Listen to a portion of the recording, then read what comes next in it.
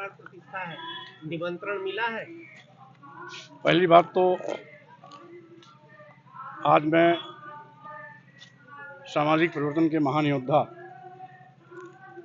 क्रांतिकारी बौद्ध अम्बेडकर विचारक श्री पारसनाथ जी की श्रद्धांजलि सभा में सम्मिलित होने के लिए जौनपुर आया हुआ हूं। आज आप लोगों के माध्यम से मैं अपने प्रिय नेता श्री पारसनाथ मौर्य जी को श्रद्धासुमन अर्पित करता हूं। रही बात अयोध्या रामलला मंदिर का, तो उसको तो हम सभी लोगों ने उसी दिन स्वागत किया था जिस दिन माननीय सर्वोच्च न्यायालय ने फैसला सुनाया था। इसलिए मंदिर बनने का स्वागत है। लेकिन जिस तरीके से भारतीय जनता पार्टी करोड़ों करोड़ों लोगों के आराध्य भगवान राम लला को का राजनीतिकरण कर रही है, वो उचित नहीं है। कुल मिलाकर के रामलला जी के प्राण प्रतिष्ठा के कार्यक्रम को भारतीय जनता पार्टी के लोगों ने भारतीय जनता पार्टी का कार्यक्रम बना दिया है। और यही कारण है कि भारतीय जनता पार्टी द्वारा चिन्हित किए गए लोगों के नामों की सूची ट्रस्ट को जाती है और ट्रस्ट के अध्यक्ष तथा अन्य पदाधिकारी उन्हीं को आमंत्रित करते हैं जिसको भारतीय जनता पार्टी चाहती है। इसलिए जब भारतीय जनता पार्टी कार्यक्रम है तो स्वाभाविक रूप से स्वामी प्रसाद मौर्य का उससे कोई लेना देना नहीं। अखिलेश यादव जी को निमंत्रण मिला था, फिर भी वो नहीं जा रहे। उन्होंने कहा कि प्राण प्रतिष्ठा के बाद परिवार संग जाएंगे। देखिए, जब आयोजन ही भारतीय जनता पार्टी का है तो भारतीय जनता पार्टी के कार्यक्रम में दूसरी पार्टी के नेता क्यों जाएं? और यहाँ तक कि जो परंपरागत रूप से करोड़ों करोड़ों भगवान राम के श्रद्धालु हैं,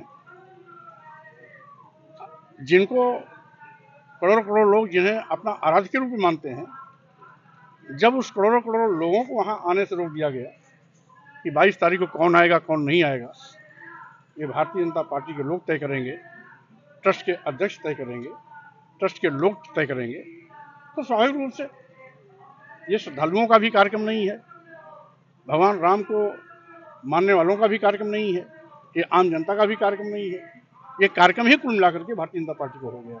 22 तारीख का कार्यक्रम को जिस तरीके से सरकार ने सार्वजनिक घोषित किया है अवकाश को लेकर, उस तरीके से आप क्या कहते हैं? नहीं, भारतीय जनता पार्टी की सरकार क्या करती है क्या नहीं करती है, ये उसका अपना फैसला है। बहरहाल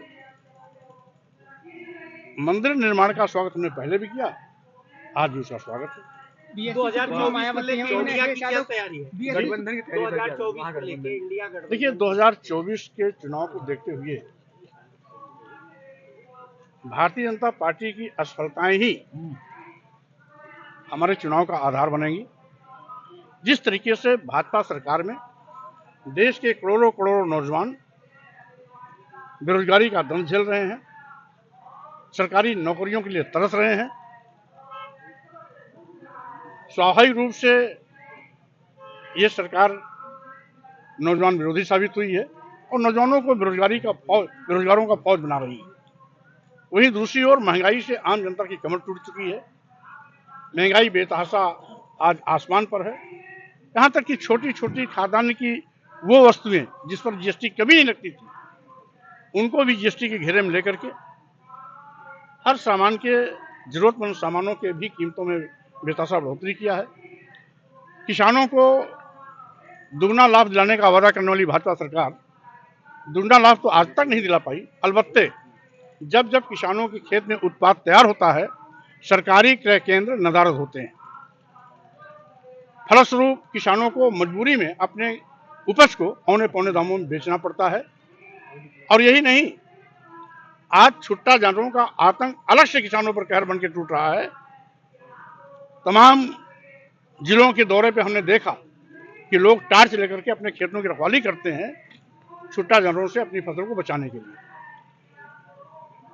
जो छुट्टादारों के सड़क पर आपस में लड़ने, गाड़ियों के टकराने या सांडों द्वारा जबरदस्ती सींग से उठा करके पटक देने से मौतें हो रही हैं, वो अतिरिक्त। वहीं पर जिन व्यापारियों ने, छोटे व्यापारियों ने, जिलों के, तहसीलों के, ब्लॉकों के, ऐसे ऐसे व्यापारियों ने जो कभी भारतीय जनता पार्टी को वोट भी दिया था, नोट भी दिया था, उनका भी शोषण और दोहन पहले जीएसटी के माध्यम से हुआ और अब जीएसटी से संबंधित सारे मामले ईडी को सौंपकर उनकी भी पूरी कमर तोड़ने की तैयारी कर ली है।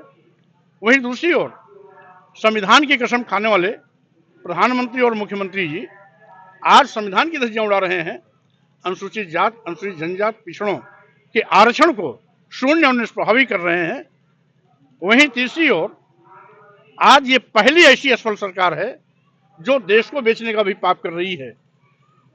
सभी जानते हैं कि भारतीय जनता पार्टी ने देश के सभी बंदरगाह बेच दिए, सभी एयरपोर्ट बेच दिया, एयर इंडिया बेच दिया, यहां तक कि सभी रेलवे स्टेशन बेच दिए, कई दर्जन ट्रेनें भी अपने चहेते उद्योगपतियों को हवाले कर दिया। एलआईसी जैसी बड़ी संस्था जिसमें लाखों लाख लोग काम करते थे, उसको भी अदानी को दे दिया।